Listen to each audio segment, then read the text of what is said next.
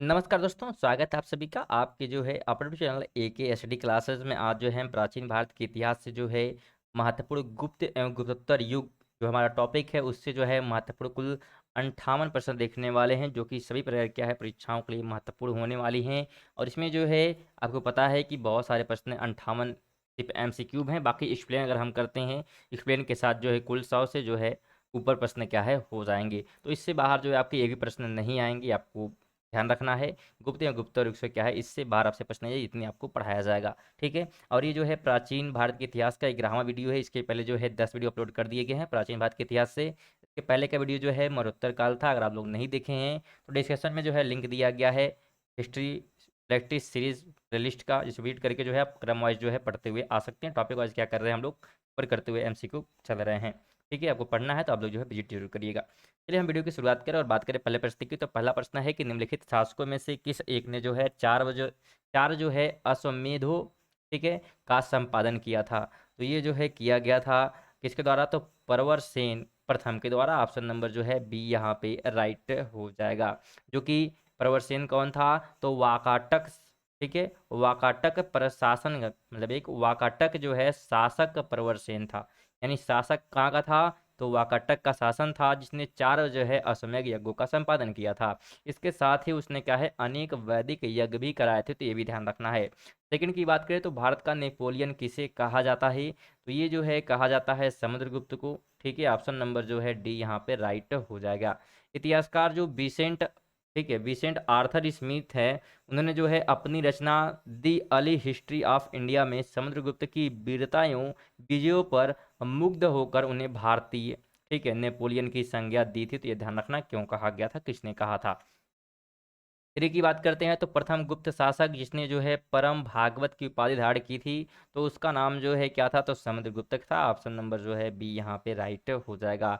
नालंदा एवं गया के जो है ताम्रपत्रों के अनुसार समुद्रगुप्त वह प्रथम जो है गुप्त शासक था जिसने जो है परम भागवत की उपाधि धारण की थी। ज्ञातव्य है कि कुछ जो है पुस्तकों में परम जो है भागवत उपाधि धारण करने वाला पहला जो है शासक चंद्रगुप्त द्वितीय को बताया जाता है, ठीक है। जबकि बताया तो जाता है, लेकिन जो लोक सेवा आयोग है उसने क्या है इस प्रश्न का उत्तर जो है क्या माना है, तो समुद्रगुप्त को माना है। और जिस विश्वविद्यालय के अनुसार माना गया उस विद्यालय का नाम जो है विश्वविद्यालय अनुदान आयोग है, तो ये आपको ध्यान रखना है। बात करें फोर की, तो इलाहाबाद का अशोक स्तंभ किसके जो है शासनकाल के बारे में सूचना प्रदान करता है, तो ये जो है प्रदान करता है किसके बारे में, तो समुद्रगुप्त के बारे में। ऑप्शन नंबर जो है डी यहाँ पे राइट हो जाएगा, ठीक है। इलाहाबाद का जो अशोक स्तंभ है, ठीक है, वो अभिलेख समुद्रगुप्त की बात करते हैं तो समुद्रगुप्त का शासनकाल अगर पूछता है तो 300 जो है 35 से 375 ईस्वी के बीच रहा है। और उस समय की क्या है प्रकार से सूचना प्रदान करता है जो अभिलेख है जो कि इलाहाबाद में है, ठीक है। और इस स्तंभ पर जो है समुद्रगुप्त के जो है संधि विग्रहित हरिसेन ने जो है संस्कृत भाषा में जो है प्रशंसात्मक वर्णन प्रस्तुत किया है, जिसे जो है प्रयाग प्रशस्ति भी कहा जाता है, ध्यान रखिएगा। और इसमें जो है समुद्रगुप्त की विजयों का उल्लेख किया गया है। अगर आपसे क्वेश्चन करे कि प्रयाग प्रशस्ति किसके सैन्य अभियान के बारे में जानकारी देती है, तो समुद्रगुप्त आपको ध्यान होना चाहिए। बात करें फाइव की, तो समुद्रगुप्त के प्रयाग प्रशस्ति वाले स्तंभ पर निम्नलिखित में से किसका लेख मिलता है, तो इस पे जो है लेख मिलता है किसका, तो जहांगीर का। ऑप्शन नंबर जो है ये यहाँ पे राइट हो जाएगा। प्रयाग प्रशस्ति समुद्रगुप्त के जो है विश्व में जानकारी का एक महत्वपूर्ण स्रोत है, और इसकी रचना जो है समुद्रगुप्त के संधि विग्रहित सचिव हरिशेन ने की थी कनिंघम के अनुसार, ठीक है। यह लेख मूलतः जो है कौशाम्बी में खुदवाया गया था। अकबर ने इसे कौशाम्बी से मंगाकर इलाहाबाद यानी कि प्रयागराज के किले में स्थापित करवाया। इस पर जो है जहांगीर का एक लेख रानी का अभिलेख एवं अशोक द्वारा कौशाम्बी के महामात्रों को, ठीक है, संघ भेद रोकने के लिए क्या है निर्देश का उत्कीर्ण भी किया है, तो किया गया है। आगे बात करें 6 नंबर की, तो पृथ्व्या प्रथम वीर उपाधि थी, तो किसकी उपाधि थी, तो ये उपाधि जो है समुद्रगुप्त थी, समुद्रगुप्त की थी। ऑप्शन नंबर ए जो है राइट यहाँ पे हो जाएगा। इतिहासकार जो तेजराम शर्मा हैं उन्होंने जो है अपनी पुस्तक a politics history of the imperial Guptas में जो है उल्लेख किया है कि समुद्रगुप्त ने जो है अश्वमेध यज्ञ किए, जिसके बाद उसने जो है पृथ्वी व्यामा प्रतिरथ की उपाधि धारण की। तो क्यों किया था? तो यह समय यज्ञ करने के बाद इन्होंने किया था। ठीक है, जिसका अर्थ होता है ऐसा व्यक्ति जिसका क्या है, पृथ्वी पर कोई प्रतिद्वंदी ना हो, यानी पृथ्वी का प्रथम वीर, ठीक है, हम कह सकते हैं।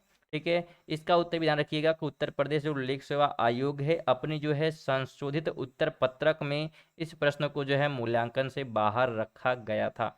ठीक है, मतलब ये प्रश्न भी पूछे गए हैं किसमें? तो 2016 के यूपीपीसीएस के प्री एग्जाम में जो कि पूछा गया था, लेकिन इसमें भी क्या है, कुछ मतभेद थे, जिससे क्या है कि इसके जो नंबर्स है वो काउंट नहीं किए गए थे। लेकिन ऑप्शन जो है यहाँ पे ए जो है राइट बताया गया था, ये आपको ध्यान रखना है। तो मैंने यहाँ पे जो है मैच द कॉलम है, वैसे प्रश्न देख के बहुत सारे बच्चे जो है वीडियो स्किप करेंगे, तो ऑप्शन आप ऐसा मत करिएगा, क्योंकि यहाँ पे क्या होगी, आपको एक साथ जो है 4 जानकारियाँ प्राप्त होने वाली हैं। क्योंकि यहाँ पे जो है समुद्रगुप्त के समकालीन नरेश हैं, और यहाँ पे जो है उनके राज्य दिए गए हैं। आपको मैच करना है कि इनका जो है राज्य कौन सा था। ठीक है, राजा का। तो अगर हम बात करें पहले राजा की, जिसका नाम जो है धनंजय है, तो इसका जो राज्य था वो था कुशतलपुर में। कहाँ पे था? तो कुशतलपुर, यानी कि थर्ड में चला जाएगा। बात करें नीलराज का, तो इनका जो है अवमुक्त में था, एक में चला जाएगा। उग्रसेन की बात करेंगे तो इनका जो है पालक पालक्का था, ऑप्शन नंबर 4 में चला जाएगा। और विष्णु गोपा की बात करेंगे तो इनका हो जाएगा कांची। यानी कि अगर हम राइट की बात करें यहाँ पे, तो ऑप्शन नंबर जो है सी यहाँ पे राइट हो जाएगा। 8 नंबर की बात करें तो निम्नलिखित में से किस गुप्त राजा का एक अन्य नाम देवगुप्त था? तो किसका नाम था?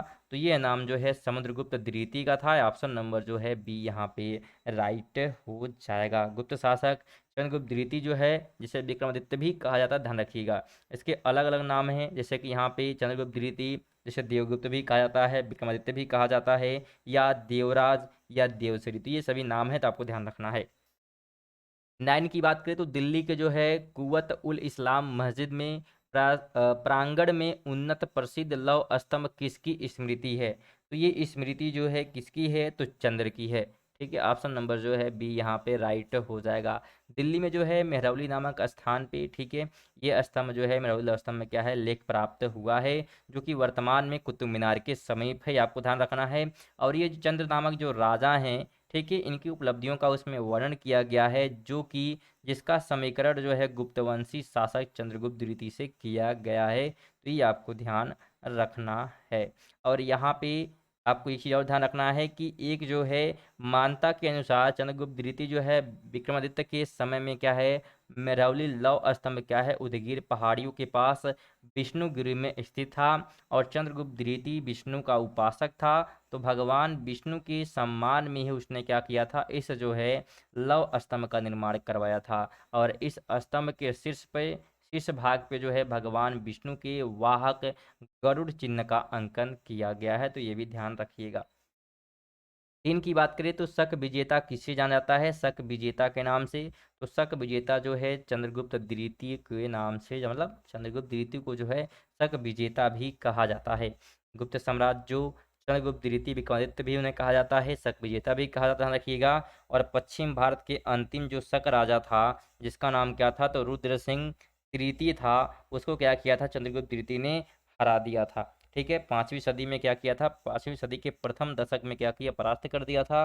और पश्चिम भारत में शक सत्ता को उन्मूलन किया। ठीक है, और शकों को हराने के कारण जो है चंद्रगुप्त विक्रमादित्य को एक अन्य उपाधि शकारी भी कहा गया, ये आपको ध्यान रखना है। और उसने जो है इस उपलक्ष्य में जो है चांदी के सिक्के भी चलाए, तो ये भी ध्यान रखिएगा।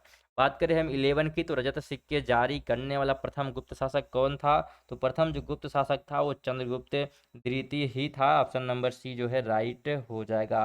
रजत रजत सिक्के जो है जारी करने वाला प्रथम गुप्त शासक चंद्रगुप्त द्वितीय, जिसे हम विक्रमादित्य भी कहते हैं, जिन्हें गुप्त काल में जो है रूपयक यानी रूपक कहा जाता था। और चंद्रगुप्त द्वितीय ने जो है शक मुद्राओं के ही अनु अनुकरण पर जो है रजत मुद्राओं को उत्कीर्ण करवाया था, तो ये ध्यान रखना है। बात करें हम 12 की, तो यहाँ पे जो है चंद्रगुप्त द्वितीय के संदर्भ में निम्नलिखित में से कौन से कथन सही हैं? 2 कथन दिए गए हैं। पहला है कि शक विजय के संदर्भ में सबसे सबल प्रमाण इस नरेश की रजत मुद्राएं हैं। और सेकंड दिया है कि इन मुद्राओं की जो है तौल लगभग जो है 33 ग्रेन हुआ करती थी। अगर यहाँ पे हम राइट की बात करें तो ऑप्शन नंबर जो है यहाँ पे 1 हो जाएगा, यानी कि एक और दो दोनों क्या है, बिल्कुल सही हैं कि शक विजय के उपरांत जो है चंद्रगुप्त द्वितीय ने जो है शकों के एक प्रकार से अनुकरण पर पहली बार रजत मुद्राओं को प्रचलित किया था, और इन मुद्राओं का वजन जो है समांतर 30 से 33 ग्राम तक होता था। अतः प्रश्नगत दोनों कथन क्या है, सही होंगे। पठन की बात करें तो कौन सा जो है राजवंश हुडू के आक्रमण से अत्यंत विचलित हुआ था, तो वह कौन सा विचलित हुआ था, तो ये विचलित हुआ था गुप्त। ठीक है, ऑप्शन नंबर जो है सी यहाँ पे राइट हो जाएगा। हुडू का पहला जो भारतीय आक्रमण गुप्त सम्राट स्कंद गुप्त के शासनकाल में हुआ था, तथा स्कंद गुप्त के हाथों वे बुरी तरह परास्त हुए। यह आक्रमण जो है एक धावा मात्र रहा और देश के ऊपर इसका कोई तात्कालिक प्रभाव नहीं पड़ा, किंतु परोक्ष रूप से इसने जो है गुप्त साम्राज्य के पतन की गति को तेज कर दिया। स्कंदगुप्त की मृत्यु के बाद 5वीं शताब्दी ईस्वी के अंत तक 6ठी शताब्दी ईस्वी के प्रारंभ में उत्तर पश्चिम के कई क्षेत्रों पर क्या है, हुडू ने कब्जा कर लिया। अगर आपसे क्वेश्चन करे कि हुडू ने भारत पर आक्रमण किया था, तो स्कंदगुप्त के शासनकाल में ध्यान रखना है। और अगर आपसे क्वेश्चन ये करे कि निम्नलिखित में से किस गुप्त शासक ने है हुडू पर विजय प्राप्त की, तो हुडू पर विजय प्राप्त करने वाला स्कंदगुप्त ही था। ऑप्शन नंबर जो है यहाँ पे ये अगर हम स्कंदगुप्त पे लगा देंगे। दोस्तों अगर वीडियो इन्फॉर्मेटिव लग रही है, अच्छी लग रही है, तो वीडियो को लाइक जरूर करिएगा, साथ में शेयर कर दीजिएगा। और अगर डेली पढ़ना चाहते हैं तो आप जो है चैनल को सब्सक्राइब भी कर सकते हैं। आगे बात करें हम 14 की, तो किस जो है अभिलेख से ज्ञात होता है कि स्कंदगुप्त ने जो है हुडू को परास्त किया था, पराजित किया था, तो किस अभिलेख से चलता है, तो ये जो है एक प्रकार से भीतरी स्तंभ लेख से क्या है, पता चलता है कि स्कंदगुप्त ने जो है हुडू को पराजित किया था। उत्तर प्रदेश की जो कि गाजीपुर जिले में क्या है, सैदरपुर तहसील में भीतरी नामक स्थान पे क्या है, एक प्रकार से स्तंभ ये स्थित है। और इसमें जो है पुष्यमित्रों और हुडू के साथ जो है स्कंदगुप्त के युद्ध का वर्णन मिलता है। उल्लेखनीय है कि हुडू का पहला जो है भारतीय आक्रमण गुप्त सम्राट स्कंदगुप्त के शासनकाल में हुआ, जिसमें वे स्कंदगुप्त से बुरी तरह क्या हुए, पराजित हुए थे। 15 है कि मंदसौर प्रशस्ति किस शासक की उपलब्धियों का विवरण प्रस्तुत करता है, तो ये जो है प्रस्तुत करता है कुमार गुप्त फर्स्ट के बारे में। ठीक है, यानी कुमार गुप्त प्रथम के बारे में क्या है, जानकारी जो है प्रदान करता है।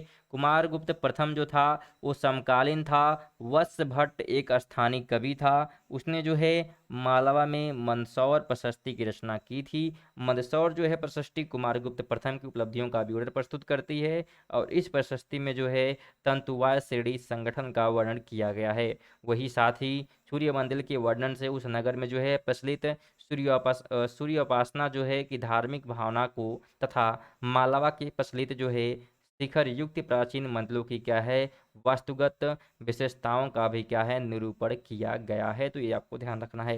बात करें 16 की, तो निम्नलिखित में से कौन सा सुमेलित नहीं है, अगर बताना है यहाँ पे कौन सा सम्मिलित नहीं है, तो ऑप्शन नंबर सी हो जाएगा, यानी कि प्रभावती और उदयगिरि गुहा अभिलेख, ये क्या है, तो एक प्रकार से सम्मिलित नहीं है। यानी जो प्रभावती गुप्ता हैं उनका शिलालेख ये नहीं है, उनकी जानकारी नहीं देता है।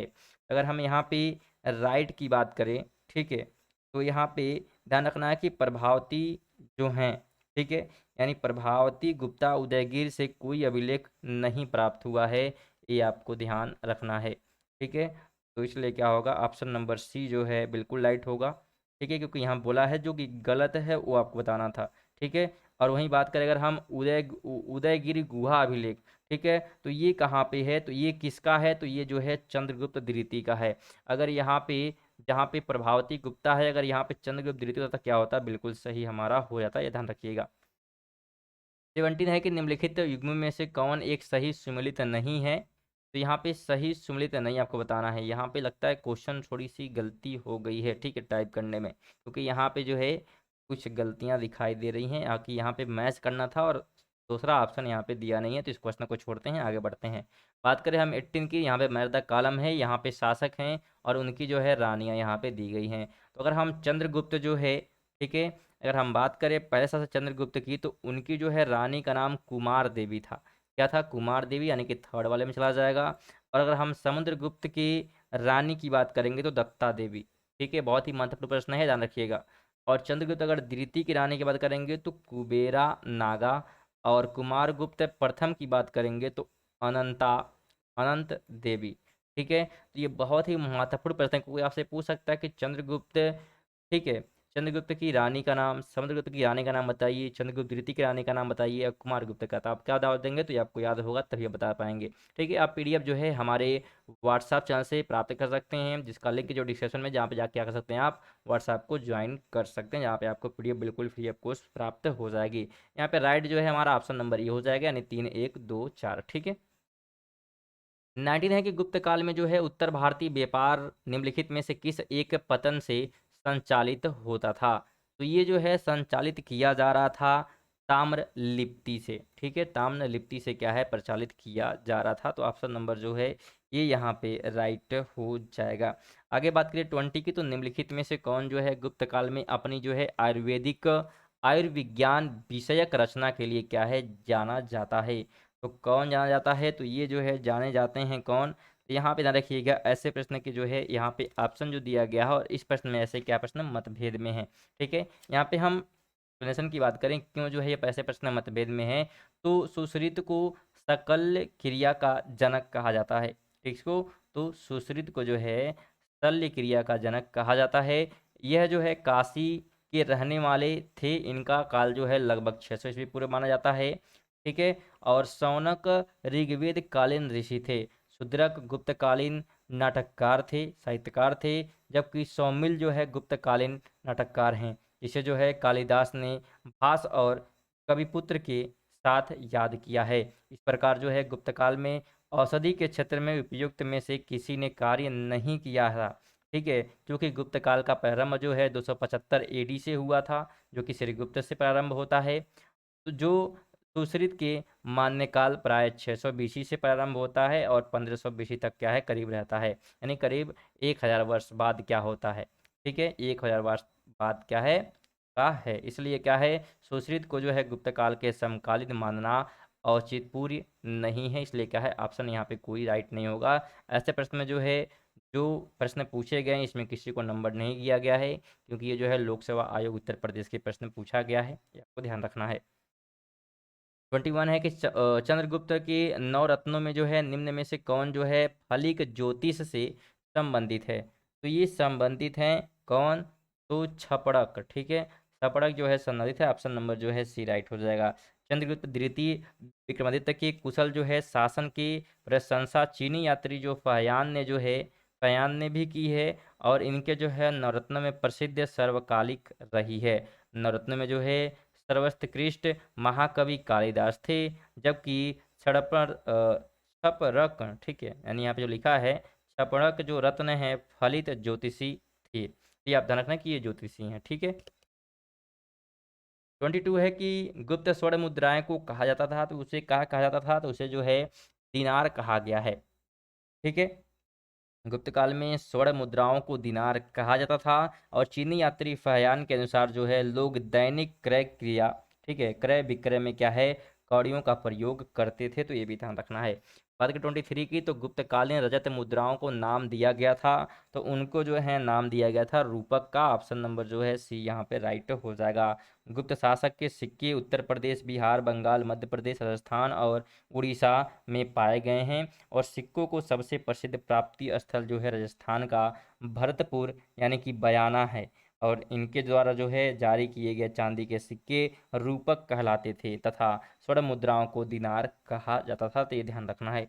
बात करें हम 24 की, तो निम्नलिखित में से किस गुप्त शासक ने जो है सर्वप्रथम सिक्के जारी किए थे। तो ये सिक्के जारी करने वाला जो है चंद्रगुप्त प्रथम था, ऑप्शन नंबर जो है ये यहाँ पे राइट हो जाएगा। गुप्त शासकों में जो है चंद्रगुप्त प्रथम द्वारा सर्वप्रथम सिक्के जारी किए गए, और चंद्रगुप्त प्रथम के पूर्व के शासकों जैसे कि श्रीगुप्त एवं घटोत्कच द्वारा क्या है सिक्के जारी करने का कोई जो है साक्ष्य उपलब्ध नहीं है। 25 है कि सती प्रथा का प्रथम अभिलेखीय साक्ष्य प्राप्त हुआ है, तो ये जो है प्राप्त हुआ है एरठ से, ऑप्शन नंबर जो है ये यहाँ पे राइट हो जाएगा। सती प्रथा का प्रथम अभिलेख जो है साक्ष्य एरठ से प्राप्त होता है, और ये अभिलेख जो है 510 ईस्वी का है। इसमें जो है गोपराज नामक सेनापति की स्त्री, ठीक है, यानी कि पत्नी को सती होने का उल्लेख किया गया है। बात करें 26 की, मैच द कॉलम है, यहाँ पे जो है सम्राट दिए गए हैं, और यहाँ पे जो है बिरुद दिए गए हैं। ठीक है, मैच करते हैं। अगर हम बात करें पहले की, तो यहाँ पे अशोक जो है, अशोक की बात करें तो प्रियदर्शनी हो जाएगा, प्रियदर्शनी। ठीक है, प्रियदर्शन। प्रियदर्शन, ठीक है, ये आपको ध्यान रखना है। अगर हम बात करें समुद्रगुप्त की, तो प्रक्रमांक, ठीक है, प्रक्रमांक ऑप्शन नंबर ए में चला जाएगा। और अगर हम बात करें चंद्रगुप्त द्वितीय की, तो ये हो जाएगा विक्रमादित्य, ठीक है। और यहाँ पे अगर हम समुद्रगुप्त की बात, सॉरी, स्कंदगुप्त की बात करते हैं, तो ये हो जाएगा क्रमादित्य, ठीक है, यानी तीसरे में चला जाएगा। यहाँ पे हम राइट की अगर बात करते हैं, तो ऑप्शन नंबर जो है हमारा सी यहाँ पे राइट हो जाएगा। 27 है कि प्राचीन भारत में किस वंश का शासनकाल जो है स्वर्ण युग कहा गया है। तो ये जो है कहा गया है किसका, तो गुप्त का शासनकाल को स्वर्ण काल कहा गया है। क्यों कहा गया है? गुप्त काल को जो है इतिहासकारों ने भारत का स्वर्ण युग कहा। इस काल को जो है क्लासिक युग, ठीक है, क्लासिकल जो है एक प्रकार से एज भी कहा जाता है, या भारत का पेरिक्लिन युग भी कहा जाता है। अपनी जो है जिन विशेषताओं के कारण गुप्त काल को स्वर्ण काल कहा गया है, वे इस प्रकार हैं। महान सम्राटों का काल, श्रेष्ठ जो है शासक, आर्थिक समृद्धि, धार्मिक सहिष्णुता का काल, और भारतीय संस्कृति के प्रचार का काल, साहित्य विज्ञान और कला के उत्कर्ष का कला, ठीक है। तो ये सारे होने की वजह से क्या इस काल में हम स्वर्णकाल इसे कहते हैं, ध्यान रखना है। 28 है कि निम्न में से किस काल में जो है स्त्रियों की पुरुषों से बराबरी की थी। तो ये जो है बराबरी की गई थी, इनमें से कोई नहीं, यानी कि यहाँ पे जितने दिए गए हैं ऑप्शन कोई भी राइट नहीं होगा। ऋग्वैदिक काल को छोड़कर जो है प्राचीन भारत के इतिहास में स्त्रियों को स्थिति कभी अच्छी नहीं रही है। सिर्फ अच्छी कब रही? ऋग्वैदिक काल में, ठीक है। मौर्य और एक प्रकार से चोल काल में स्त्रियों की स्थिति से जो है संबंधित कुछ समिति जो है प्रसंगों को छोड़कर उनकी जो है दयनीय स्थिति का ही साक्ष्य मिलता है। अतः स्त्रियों की पुरुषों से बराबरी प्रश्नगत किसी काल में नहीं माना जा सकता है, तो ये आपको ध्यान रखना है।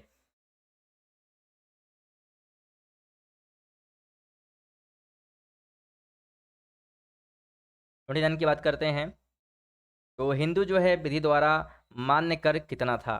तो ये मान दर कितना किया था, तो उपज का छठा भाग, ठीक है, यानी 1/6 यहाँ पे एक प्रकार से लगान लोगों को देना पड़ता था, ठीक है। प्राय सभी जो है धर्मशास्त्रों के अनुसार भू राजस्व की दर जो है 1/6 थी, यानी उपज का छठवां भाग क्या है, दान, सॉरी, एक प्रकार से रिवेन्यू के रूप में, टैक्स के रूप में क्या है, जमा करना पड़ता था।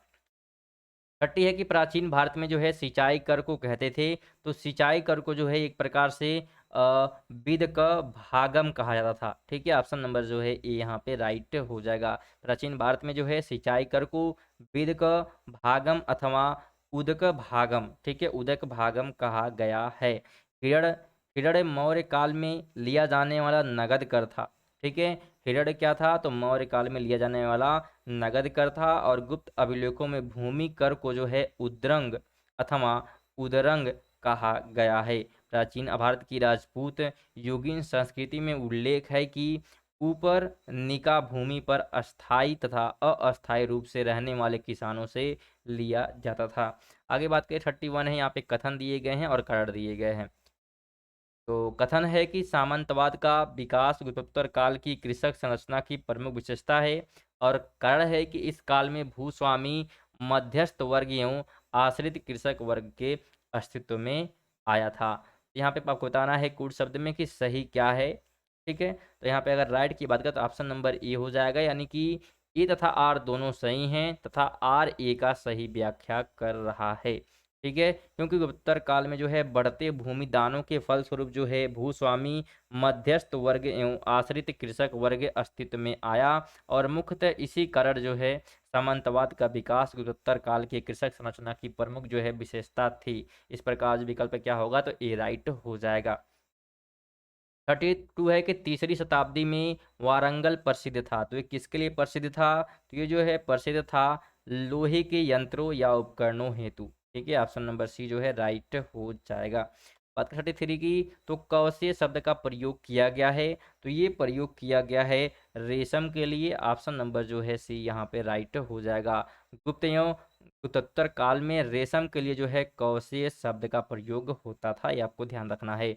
34 है कि निम्नलिखित में से किसने जो है हुड़ शासक मिहिर कुल को पराजित किया। तो ये पराजित करने वाला जो है एक प्रकार से यशोधर्मन था। ऑप्शन नंबर जो है बी यहाँ पे राइट हो जाएगा। चीनी यात्री हेनसांग तथा मंदसौर लेखक के लेख के साक्ष्य से ज्ञात होता है कि सर्वप्रथम गुप्त नरेश नरसिंह गुप्त बालादित्य और तत्पश्चात मालव नरेश यशोधर्मन, ठीक है, यशोधर्मन द्वारा मिहिर कुल को बुरी तरह पराजित किया गया है। 35 है कि कहा जाता है कि शतरंज का खेल उद्भूत हुआ था, ठीक है, तो उद्भूत हुआ था, यहाँ पे कहाँ हुआ था, कहाँ जो है शतरंज का खेल का उद्भूत, यहाँ पे क्वेश्चन बोला था कुछ गलत हुआ है। कहाँ कहा जाता है कि शतरंज का खेल उद्भूत हुआ था, कहाँ पे हुआ था आपको बताना सिंपल सा। तो ये जो है एक प्रकार से हुआ था भारत में। शतरंज का एक प्रकार से ओरिजिनेट कहाँ हुआ, यानी कहाँ से एक प्रकार से ये स्टार्ट हुआ था, तो भारत में हुआ था। शतरंज का खेल जो है भारत में एक प्रकार से स्टार्ट हुआ था, भारत से। और महाभारत में जो इसे एक प्रकार से चतुरंग के नाम से जाना जाता है। महाभारत में क्या करता है, तो चतुरंग कहा जाता है। और भारत से जो है ये ईरान एवं तत्पश्चात यूरोप में पहुंचा था, तो ये ध्यान रखना है दोस्तों। अगर वीडियो इन्फॉर्मेटिव लगे तो वीडियो को लाइक जरूर करिएगा, ठीक है, साथ में शेयर करते हुए चलिएगा। 36 की बात करते हैं, तो कपिल मुनि द्वारा जो है प्रतिपादित दार्शनिक, ठीक है, प्रणाली थी, तो उस प्रणाली का नाम जो है एक प्रकार से सांख्य दर्शन था। क्या था, तो सांख्या, ठीक है, दर्शन, सांख्य दर्शन। ऑप्शन नंबर जो है एक प्रकार से बी जो है राइट हो जाएगा। सांख्य दर्शन जो है भारतीय दर्शन के प्राचीनतम संप्रदाय में एक प्रकार से परिगणित है। और महर्षि कपिल को जो है सांख्य दर्शन का प्रतिष्ठापक आचार्य माना जाता है। कहा जाता है कि उन्होंने जो है सांख्य सूत्र नामक ग्रंथ की रचना की है। तो अगर आपसे पूछे कि सांख्य दर्शन प्रतिपादित किया था, तो कपिल द्वारा, आप, ठीक है, ध्यान रखना आपको। 37 है कि योग दर्शन के प्रतिपादक हैं, तो योग दर्शन के जो प्रतिपादक है उनका नाम जो है पतंजलि है। ऑप्शन नंबर ए जो है राइट हो जाएगा। महर्षि पतंजलि को जो है योग दर्शन का प्रतिष्ठापक आचार्य माना जाता है। यद्यपि भारतीय जो है परंपरा में योग साधना का इतिहास अत्यंत प्राचीन है। उपनिषद, महाभारत, भगवत गीता के साथ साथ जैन और बौद्ध मतों के, ठीक है, बौद्ध मतों में क्या है, तो योग संबंधी क्रियाओं का विमोचन प्राप्त होता है। तथापि सर्वप्रथम महर्षि पतंजलि ने ही सुसंबंधित जो है सुसंबंध दार्शनिक सिद्धांत के रूप में योग का विमोचन एक प्रकार से किया, इसलिए जो है पतंजलि दर्शन भी इसे कहा जाता है, ठीक है, ध्यान रखना है। तो योग दर्शन को पतंजलि दर्शन भी कहते हैं, ध्यान रखना है। 38 की बात करें, तो महाभाष्य के लेखक पतंजलि समसामयिक थे, ठीक है, तो किसके जो है समसामयिक थे, तो ये जो है एक प्रकार से पुष्यमित्र शुंग के जो है समकालीन थे। ऑप्शन नंबर जो है सी यहाँ पे राइट हो जाएगा। महाभाष्य के लेखक पतंजलि जो है शुंग वंश के संस्थापक पुष्यमित्र शुंग, जो का उसका शासनकाल की बात करेंगे तो 184 से जो है 148 है, ठीक है, यहाँ पे जो एक प्रकार से उसका एज दिया गया है कि समकालीन थे, ध्यान रखना है, उन्हें जन्म से मृत्यु तक का, ठीक है, 184 से 128 पूर्व तक। 39 है कि नव्य न्याय संप्रदाय, ठीक है, इसे स्कूल कहा गया है, के संस्थापक कौन थे, तो इसके संस्थापक जो है एक प्रकार से यहाँ पे गंगसेन भी हो जाएंगे, ठीक है, और साथ में जो है यहाँ पे उदयन भी हो जाएंगे, ठीक है, कैसे होंगे ये समझते हैं। तो मिथिला के प्रसिद्ध जो है तर्कवादी उदयन या उदयनाचार्य न्याय दर्शन के जो है प्रख्यात विद्वान थे। और उनकी रचना जो है कुसुमांजलि को न्याय, ठीक है, न्याय और न्याय दर्शन का मूल स्रोत भी माना जाता है। कई जो है विचारक उदयन को न्याय और न्याय जो है दर्शन संप्रदाय का वास्तविक संस्थापक मानते हैं, जबकि कुछ जो है विचारक गंगेश, जिन्होंने नव्य न्याय दर्शन को संग्रहित किया था, को जो है इनका संस्थापक मानते हैं। तो दोनों जो है यहाँ पे माने जाते हैं, ध्यान रखना है। बात करें 40 की, तो न्याय दर्शन को प्रचारित किया था, तो प्रचारित जो है किया गया था गौतम के द्वारा, ठीक है, ऑप्शन नंबर बी जो है राइट हो जाएगा। न्याय दर्शन का जो है प्रवर्तन गौतम ने जो है एक प्रकार से, जिन्हें जो है अच्छपाद भी कहा जाता है। न्याय का शाब्दिक अर्थ तर्क या निर्णय होता है, ये आपको ध्यान रखना है। न्याय का अर्थ क्या होता है, तो एक प्रकार से तर्क या निर्णय होता है। न्याय दर्शन में जो है 16 पदार्थों या तत्वों का अस्तित्व स्वीकार किया गया है। न्याय दर्शन का मूल ग्रंथ जो है गौतम कृत न्याय सूत्र है, तो ये भी ध्यान रखना है। 41 की बात करें, मैच द कॉलम है, यहाँ पे दर्शन दिए गए हैं और मोक्ष प्राप्त करने के तरीके दिए गए हैं। तो मैच द कॉलम करें, तो अगर न्याय दर्शन में बात करेंगे, तो न्याय दर्शन में जो है तार्किक चिंतन से क्या कर सकते हैं, हम मोक्ष प्राप्त कर सकते हैं। मीमांसा दर्शन में क्या करेंगे, कैसे मोक्ष प्राप्त करेंगे, तो मीमांसा में जो है प्राप्त करने के लिए वैदिक अनुष्ठान करेंगे, ठीक है, वैदिक अनुष्ठान करना पड़ेगा, तब क्या होगी, मोक्ष की प्राप्ति होगी। और अगर हम साक्ष्य दर्शन की बात करेंगे तो इसके लिए जो है वास्तविक ज्ञान का जो है एक प्रकार से अभिग्रहण करना पड़ेगा, तब क्या होगी, मोक्ष की प्राप्ति होगी। अगर हम वेदांत दर्शन की यहाँ पे बात करें तो वेदांत दर्शन के लिए जो है आत्मज्ञान होना चाहिए, तभी क्या होगा, तो हमें मोक्ष की प्राप्ति हो सकती है। यहाँ पे जो है राइट आंसर ऑप्शन नंबर जो है बी हो जाएगा, आपको ध्यान रखना है। यहाँ पे अगर हम प्रवर्तक की बात कर लें सभी का, तो न्याय दर्शन के प्रवर्तक गौतम थे। पूर्वी जो है पूर्व मीमांसा दर्शन के जो है जैमिनी थे। सांख्य दर्शन के जो है कपिल मुनि थे। वेदांत दर्शन के या उत्तर मीमांसा के जो है एक प्रकार से प्रवर्तक बाद रायण थे। और वैशोणिक दर्शन के जो है कणाद मुनि थे। और योग दर्शन के जो है पतंजलि हैं, तो ये प्रवर्तक भी ध्यान रखिएगा। बात करें हम 42 की, तो कर्म का सिद्धांत संबंधित है, तो ये जो है संबंधित है मीमांसा से।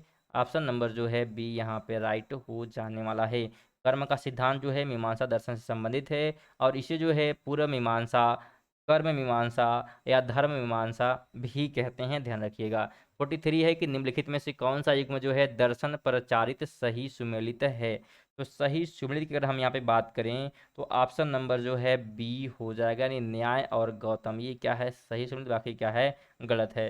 अगर यहाँ पे सही मैच करने की कोशिश करें तो, सॉरी दोस्तों, यहाँ पे जो है वैसेविक जो हैं, ठीक है, वैशेषिक, तो उनका जो है कणाद मुनि हो जाएंगे। न्याय का गौतम, पूर्व मीमांसा का जैमिनी, और वेदांत दर्शन का बादरायण, तो ये आपको ध्यान रखना है।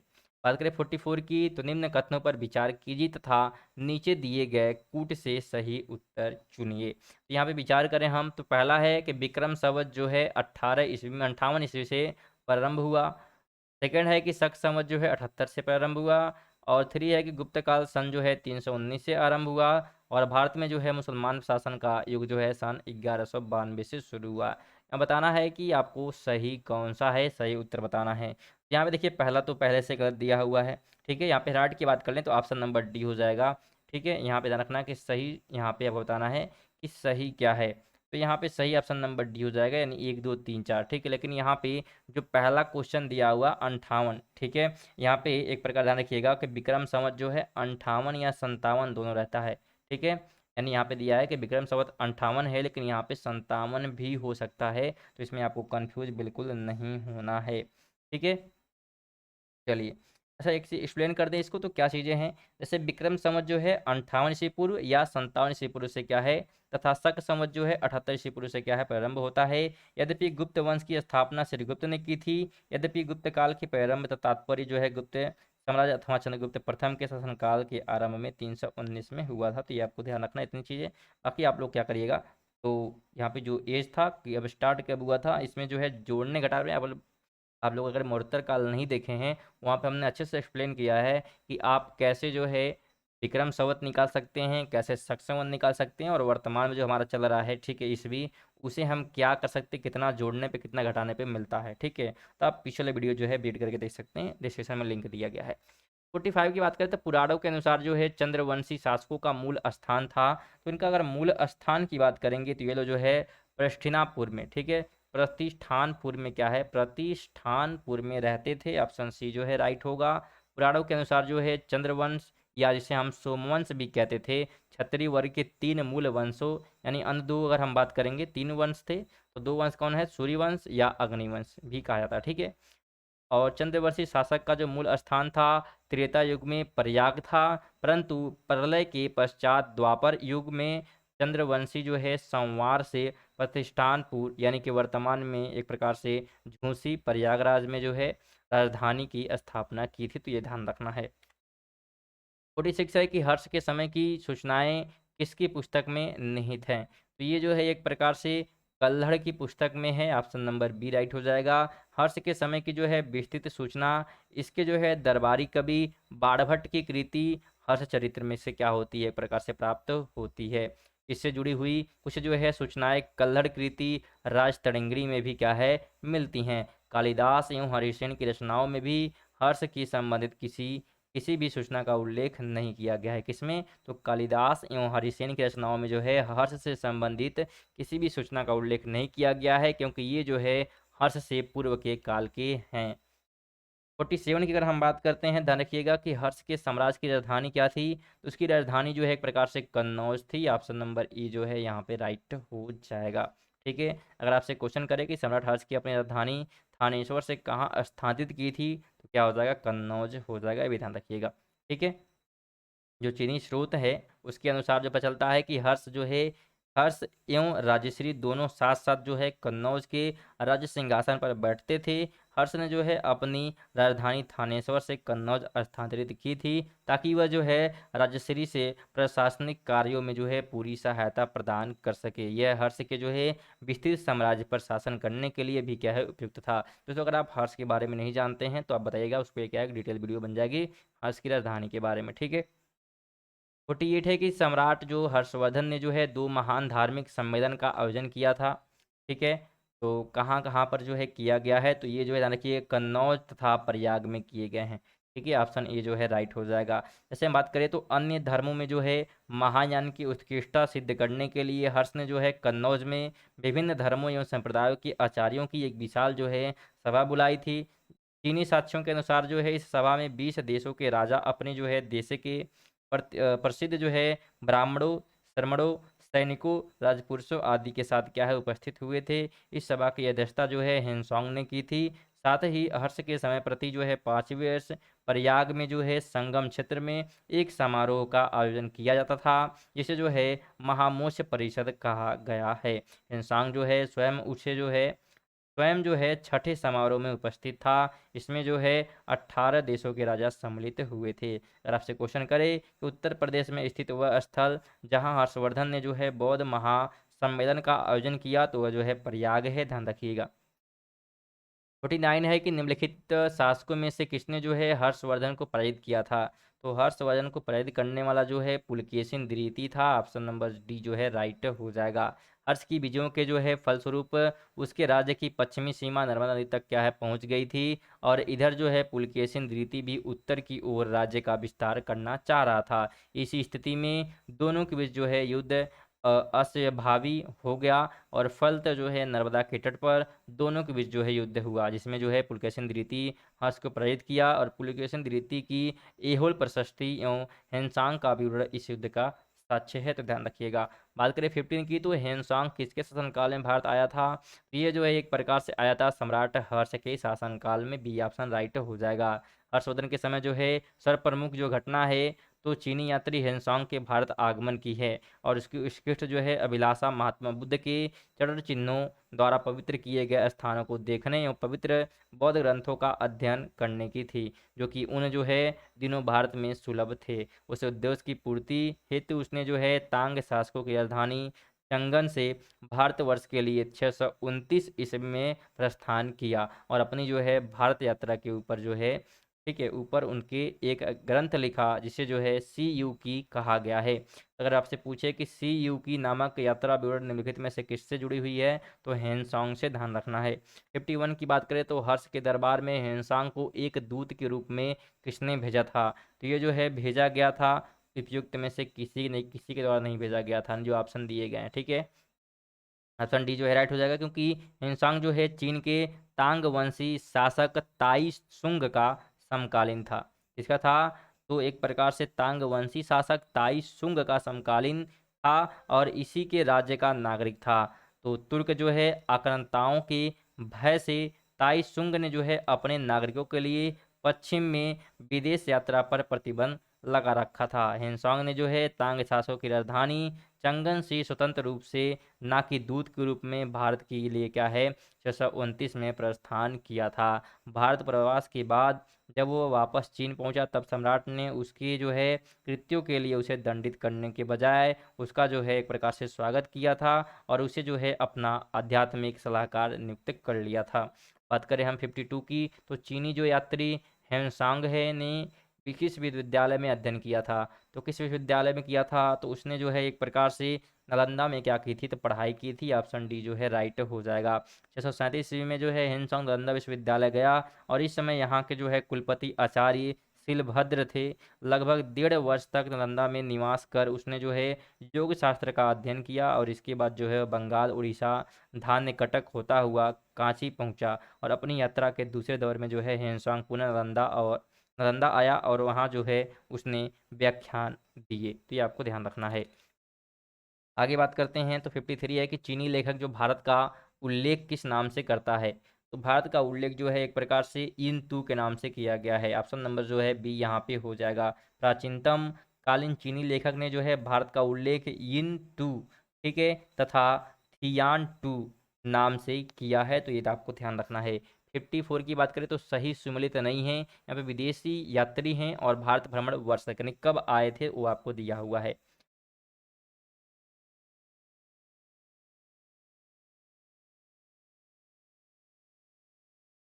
ये तो यहाँ पे ध्यान रखना है कि सही सम्मिलित नहीं है। तो यहाँ पे ऐसा दिया गया है कि यहाँ पे ऑप्शन आप कोई सही नहीं कर सकते, ठीक है। सॉरी, यहाँ पे मतलब एक भी ऑप्शन जो है एक प्रकार से गलत नहीं दिया गया है। क्यों नहीं है आइए समझते हैं। जो फाहियान ने जो है भारत पर भ्रमण का काल है केवल 10 वर्ष है, यानी कि 402 से जो है 442 ईस्वी तक है, ठीक है। ये फाहियान का हो गया तक रहा। जबकि उसकी जो चीन से कुल यात्रा अवधि है वो क्या है, 399 से ईस्वी से जो है 414 ईस्वी है। यानी एक प्रकार से यहाँ पे क्या बताया जा रहा है कि वो निकला कब था, तो निकला हुआ यहाँ पे दिया गया है और रहता कितना तो अलग डेट है। और हेनसांग का भारत भ्रमण जो है 629 से 645 ईस्वी तक रहा है। तो बात करें हम ईसंग का भारत में भ्रमण की तो 600 जो है 71 ईस्वी से जो है 695 ईस्वी तक था। जबकि अल मसूदी का जो है 900 जो है 95 से 16 था, ठीक है, भारत में भ्रमण किया था। तो इस वजह से क्या है, यहाँ पे ध्यान रखने वाली बातें क्या हैं, तो यहाँ पे जो ऑप्शन दिए गए हैं, ठीक है, यहाँ पे उस हिसाब से हम कह सकते हैं कि ऑप्शन नंबर डी हम राइट कह सकते हैं। लेकिन यहाँ पे क्या है, जो लोक सेवा आयोग है, क्योंकि सभी प्रश्न हम पूछे गए पेपर में बताते हैं आपको, पेपर में पूछे गए प्रश्न उन्हीं को हम क्या है आपको समझा रहे हैं और पढ़ा रहे हैं, ठीक है। यहाँ पे 54 की बात करेंगे तो इस प्रश्न का उत्तर जो है, जो लोक सेवा आयोग है उसने इन चारों में से किसी को नहीं माना है, ठीक है। उसका ये मानना है कि ये प्रश्न क्या है, एक प्रकार जो ऑप्शन दिए गए हैं उसके हिसाब से क्या है, मैच नहीं करते थे, इसका जो मूल्यांकन है नहीं किया गया है। और ये पूछा पेपर कब गया है, तो ये प्रश्न जो है 2021 में पूछा गया है ARO के रूप में, यानी ARO प्री के पेपर में, और UPRO प्री के पेपर में क्या है पूछा गया है। हालांकि यहाँ पे ऑप्शन नंबर डी हम राइट कर सकते हैं, आपको ध्यान रखना है। 55 है कि निम्नलिखित कथनों पर विचार कीजिए तथा नीचे दिए गए कूट से सही उत्तर चुनिए। तो पहला है कि मुल्तान के सूर्य मंदिर का उल्लेख हेनसोंग, अबू जईद, अल मसूदी तथा अल बरूनी ने किया है। और दूसरा है कि सांबपुर या तो सौ सूर्य पूजा से संबंधित है। यहाँ पे अगर हम सही की बात करें तो ऑप्शन नंबर जो है हमारा कौन सा हो जाएगा, तो सी ऑप्शन, यानी कि एक और दो दोनों क्या है बिल्कुल सही हैं। क्योंकि मुल्तान के सूर्य मंदिर का उल्लेख जो है हेनसोंग, अबू जईद, फिर उसके बाद जो है अल मसूदी था अलबरूनी ने किया है, ठीक है। तो ये दोनों क्या होंगे यहाँ पे राइट हो जाएंगे। और जो शामपुर यात्रोत्सव का सूर्य पूजा से संबंधित है तो बिल्कुल ये भी क्या है सही है। 56 है कि निम्नलिखित कथनों पर कौन सा 8वीं जो है शताब्दी के संत शंकराचार्य के बारे में सही नहीं है। इसमें सही नहीं आपको बताना है तो यहाँ पे जो ऑप्शन सी हो जाएगा कि उन्होंने जो है प्रयाग को तीर्थराज नाम दिया है, ये क्या है बिल्कुल सही नहीं है।